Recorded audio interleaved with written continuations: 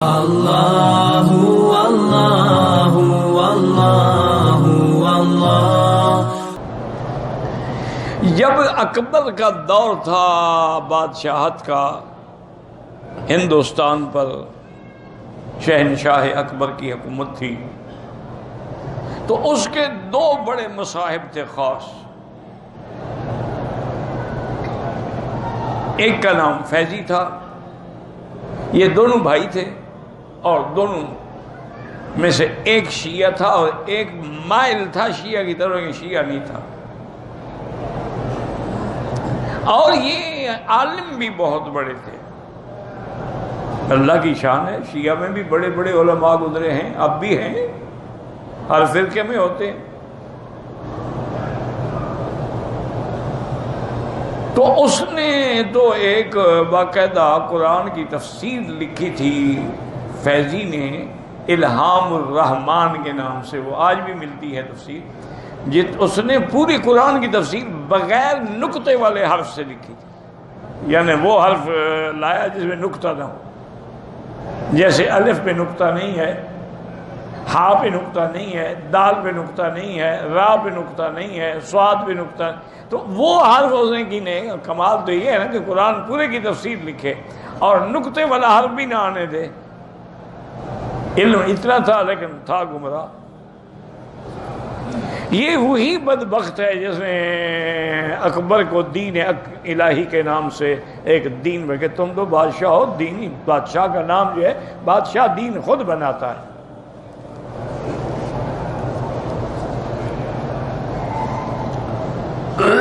اسی طرح ملا دو پیادہ بھی بادشاہ کا مصاحب تھا، ساتھی تھا، ان کے پاس آتا تھا، وہ بھی ایسی باتیں کرتا تھا جیسے بادشاہ ہنس پڑیں، خوش ہو جائیں۔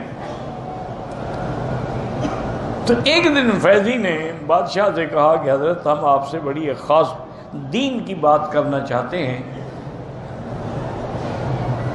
لیکن مشکل یہ ہے کہ جب بھی مجلس ہوتی ہے، جب بھی آپ کے ساتھ ہم بیٹھتے ہیں تو وہ ملا دو پیادہ بھی آ جاتا ہے، اور وہ کوئی نہ کوئی ادھر ادھر کی مارتا رہتا ہے، جاہل آدمی ہے۔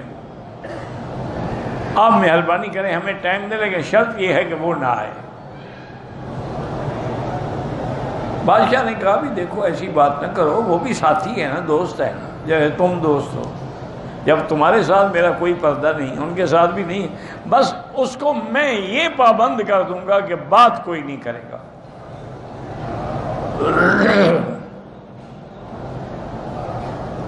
انہوں نے کہا جی بس ٹھیک ہے، ہم بات یہی چاہتے ہیں کہ درمیان میں بات کوئی نہ کرے، ہمیں دین کی بات کرنے دے۔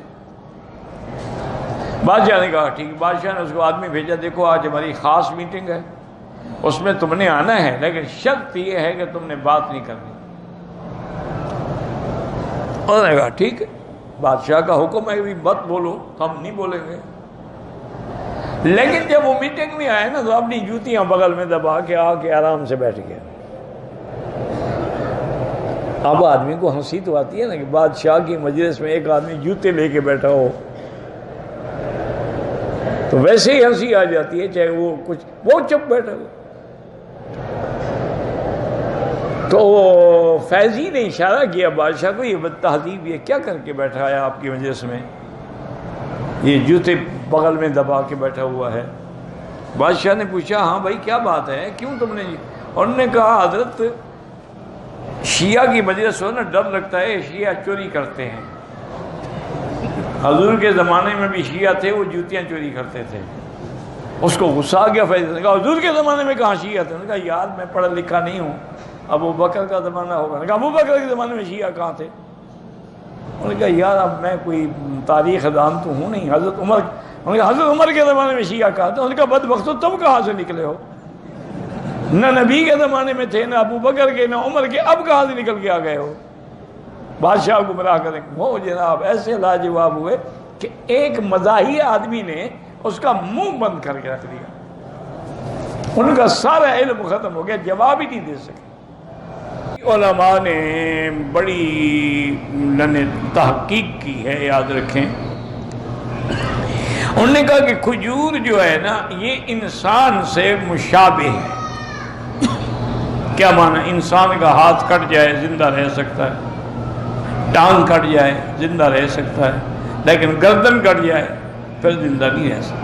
کھجور کی بھی ادھر ادھر شاخیں کاٹ دو کھڑی رہے گی، لیکن اوپر سے اگر کاٹ دو تو مر جائے گی، تو اس کی بھی گردن کٹے تو مر جاتا ہے۔ دوسرا، ہر جانور جھک کے پانی پیتا ہے، صرف انسان ہے جو اوپر سے پانی پیتا ہے۔ اسی طرح کھجور ہے، ہر درخت زمین سے پانی لیتا ہے، کھجور آسمان کے پانی پہ زندہ رہتی ہے۔ تو اس لیے انہوں نے کہا اس کو انسان سے بڑی مشابہت ہے، اس لیے انسان کے لیے سب سے بڑی اور اچھی سے اچھی غذا ہے۔ اور خاص طور پہ کھجور اجوا ہے، برنی ہے، سرفانہ ہے، یہ تو بڑی اللہ کی نعمتیں ہیں۔ حتیٰ کہ صحیح حدیث میں ہے کہ جو آدمی 7 دانے صبح اجوا کھجور کے کھائے اس پہ اس دن زہر بھی اثر نہیں کرے گی اور جادو بھی اثر نہیں کرے گی۔ اور ابتدائے دور میں حضور پاک کا اور صحابہ کے تو غذا ہی صرف کھجور تھی، الاسودان یعنی التمر والماء، کھجور کھائی پانی پی لیا، بس یہی غذا تھی، یہی روٹی تھی۔ یہ تو اب ہمارا ہے نا کہ 10 کھانے ہوں اور 2 کلو 4 آدمی کھا جائے، تو اس وقت تو یہ عالم نہیں تھا۔ اسی لیے وہ لوگ صحت مند تھے، نہ ان کو الحمدللہ کبھی اٹیک ہوا، نہ ان کو کبھی دل کا دورہ پڑا، نہ ان کو کبھی کینسر بنا۔ یہ جو تم نے مرکبات بنا کے کھانے شروع کیے ہیں، ساری اسی کی مہربانی ہے کہ اس میں مرچیں ہیں اور مثالیں ہیں اور نمک ہے اور پتہ نہیں کیا کیا بلائیں ہیں۔ اس کا نتیجہ یہ ہے کہ آج انسان بیماریوں کا گھر بن چکا ہے۔ ایک دفعہ مجھے یاد ہے، بہت پرانی بات ہے، اس وقت میری والدہ بھی زندہ تھی، والد بھی زندہ تھے، تو ہم جس گھر میں رہتے تھے نا، اس گھر کے قریب میں کوئی رائل فیملی کے خاندان کے کچھ لوگ ساتھ والے مکان میں ٹھہرے ہوئے تھے۔ تو ان کی شرافت ہے اور ان کی مہربانی ہے کہ وہ کبھی کبھی ہم فقیروں کے گھر میں بھی ان کی عورتیں آ جاتی تھیں اور اعلیٰ قسم کی کھجوریں لاتی تھیں۔ رائل فیملی تھی اور پھر گسیم اور بریدہ کی کھجوریں تو دنیا میں مشہور ہیں، تو اعلیٰ قسم کھجوریں لے آتی ہیں۔ ہمارے گھر والے کوئی 2 دانے اٹھاتا، کوئی 3 اٹھاتا، کیا کر رہے ہو، کھاؤ۔ کتنا کھائے؟ انہوں نے کہا ہم تو کم سے کم دن میں آدھے کلو سے کم تو کبھی نہیں، ورنہ 1 کلو کھاتی ہیں روز کا۔ تو انہوں نے کہا اگر تم نہیں کھاتی ہو تو اپنے خاوند کے حقوق کیسے ادا کرتی ہو؟ جب تم کھجوری نہیں کھاتی ہو تمہارے اندر طاقت کہاں سے آئے گی؟ آدھا کلو روز کھایا کر۔ وہ زبردستی آ کے 2-4 دانے کھلاتے، ہم لوگوں کی تو عادت ہی نہیں نا اتنا کھانے کی، زیادہ سے زیادہ 2-4-5 دانے کھا لیے۔ تو عرب آج بھی الحمدللہ کھجور کھاتے ہیں اور بڑے شوق سے۔ اسی لیے ان کو کسی اور دواؤں کی ضرورت نہیں ہے، اونٹنی کا دودھ پیتے ہیں اور کھجور کھاتے ہیں اور شہد استعمال کرتے ہیں۔ یہ تینوں چیزیں ان کو ہمیشہ 100 سال کے بھی ہو جائیں بوڑھا نہیں ہونے دیتے، وہ ہمیشہ جوان رہے۔